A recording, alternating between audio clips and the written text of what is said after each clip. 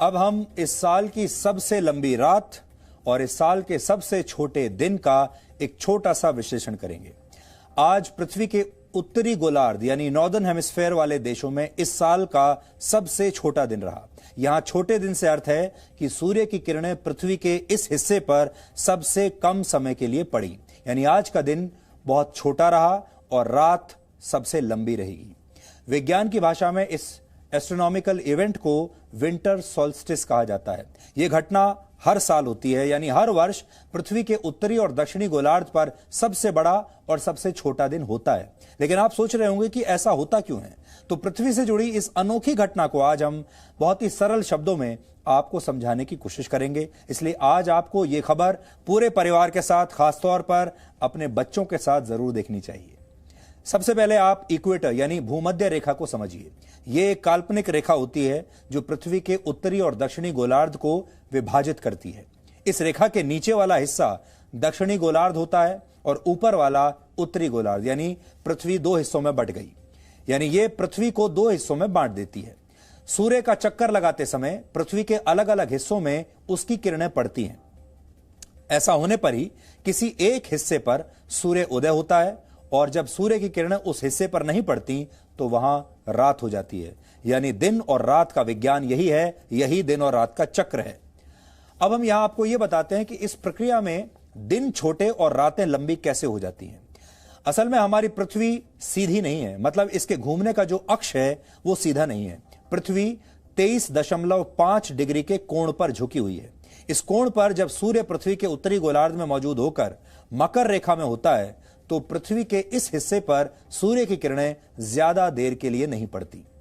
इससे यहां दिन छोटे हो जाते हैं और रातें लंबी हो जाती हैं, और इस एस्ट्रोनॉमिकल इवेंट को ही विंटर सॉल्स्टिस कहा जाता है।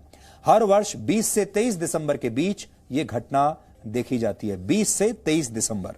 पिछले साल 22 दिसंबर को उत्तरी गोलार्ध वाले देशों में साल का सबसे छोटा दिन रहा था। भारत इसी हिस्से में आता है। हालांकि इस घटना का हमारे देश पर ज्यादा असर नहीं पड़ता।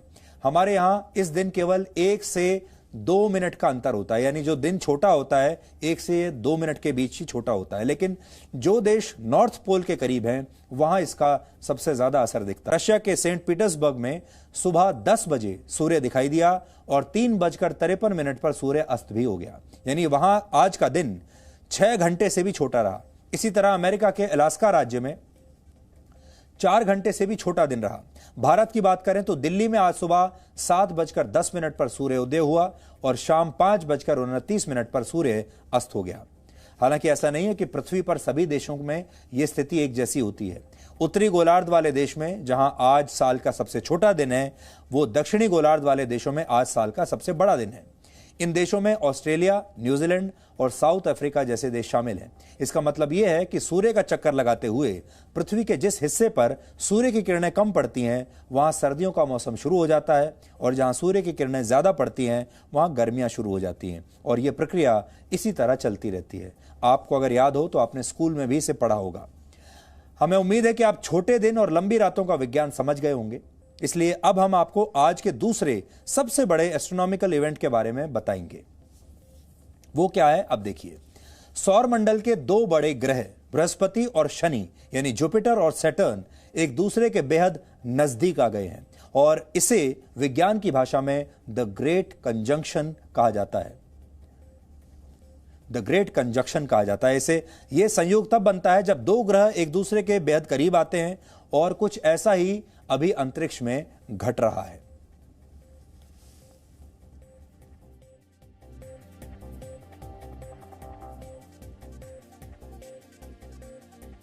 तीन 397 वर्षों बाद बृहस्पति और शनि का मिलन अब देखा जा सकता है, और ये दोनों ग्रह इस समय एक दूसरे से 0.1 डिग्री के अंतर पर मौजूद हैं।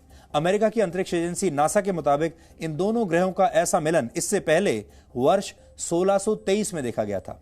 यानी यह अंतरिक्ष की एक दुर्लभ और अद्भुत घटना है जिसे आप अपनी टीवी स्क्रीन पर इस समय देख रहे हैं। यानी इस समय पृथ्वी, बृहस्पति और शनि ग्रह इस समय एक रेखा पर मौजूद हैं। लेकिन शनि और बृहस्पति ग्रह की वास्तविक दूरी अब भी बहुत दूर है। अब भी ये जो दूरी है ये 73 करोड़ किलोमीटर से ज्यादा की है। 73 करोड़ किलोमीटर, और इसे आप कहते हैं कि यह सबसे करीब है। 26 अक्टूबर को ये दोनों ग्रह एक दूसरे से काफी दूर थे, लेकिन बाद में यह अंतर कम होता चला गया और इस समय ये दोनों ग्रह एक ही रूप में नजर आ रहे हैं। आप चाहें तो इसे बृहस्पति और शनि ग्रह का दुर्लभ मिलन भी कह सकते हैं। दिल्ली के लोग अब से कुछ देर में लगभग 11 बजे आज रात को इस संयोग को देख सकते हैं। जुपिटर को सूर्य का एक चक्कर लगाने में लगभग 12 वर्ष लगते हैं। सैटर्न यानी शनि ग्रह 29.4 वर्षों में इसका एक चक्कर लगाता है। लेकिन जब ये दोनों ग्रह सूर्य का चक्कर लगा रहे होते हैं तो हर 20 साल में दोनों एक दूसरे के भी बेहद करीब आ जाते हैं। वर्ष 2000 में भी ऐसा हुआ था, लेकिन तब यह संयोग दिन के समय बना था, इसलिए इसे देखा नहीं जा सका। लेकिन अब आप आज रात इसे देख सकते हैं। यह संयोग दुर्लभ इसलिए भी है क्योंकि इसके बाद अब वर्ष 2080 में ही जुपिटर और सैटर्न इतने पास आएंगे और तब इन्हें देखा जा सकेगा।